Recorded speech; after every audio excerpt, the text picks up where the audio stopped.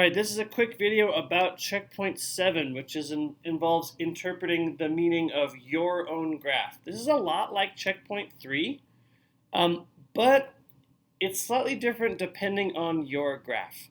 So if we look into what checkpoint 3 looks like, the first thing you're going to see is this. You still, just like checkpoint 3, which was about the paper helicopter, you're going to start by writing a slope statement. For each additional 1 unit of IV, the dV increases/decreases a certain value.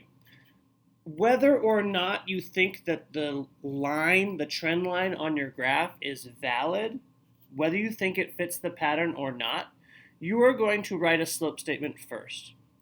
And then you are going to make a choice. By the way, if you're having trouble with slope statements, you can go back and watch my video for checkpoint 3. And also there's some helpful stuff in EA6 about slope statement as well. But I'm going to be talking specifically about what makes checkpoint 7 different.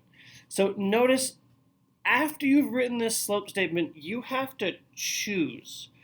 Do you think that this pattern fits your data? Or do you think that it's more complicated, that something else is going on? So if we look at slide 2 of checkpoint 7, you're going to be faced with a choice. Yes, there is a clear relationship, just like the paper helicopter. As one thing goes up, the other thing goes up. No, either the line is maybe flat, or it looks like the points do something else that's not a line. Like it looks like maybe this is a curve, because like these points that have a bunch of uncertainty still don't reach the trend line. These points over here that have a bunch of uncertainty, they're outside the trend line. So that's weird. This could be an argument that there isn't a linear relationship between these two variables. And then it could be that your interpretation is maybe. Maybe there's an enormous amount of uncertainty. This is the effect of spray can distance on paint diameter, and we're saying like, okay, there's a lot of difference in the diameter of a spray at any distance. So like maybe there's a relationship here, maybe not. You have to make that choice. Yes, no, maybe. And then depending on your choice, you will either look into the Interpreting Slope Guide resource or the No Relationship Guide resource. The Interpreting Slope Guide resource is exactly the same as what we did for the paper helicopter.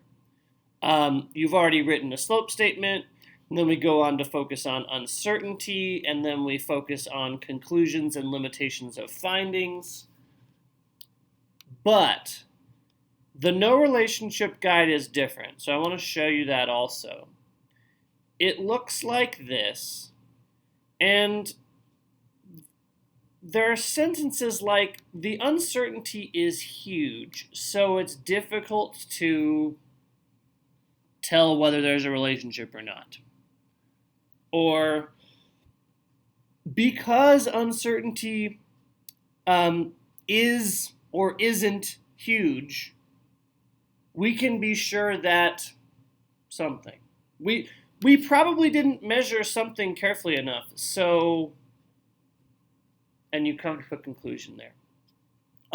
One last clue in thinking about how to interpret your graph is to focus on the beginning and the end of the trend line.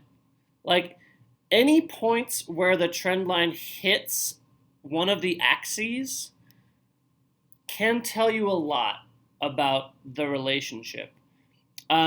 Like this graph is the effect of baking soda mass on foam reaction height. So the person who did this experiment mixed baking soda and vinegar, and they measured how high the reaction bubbled up.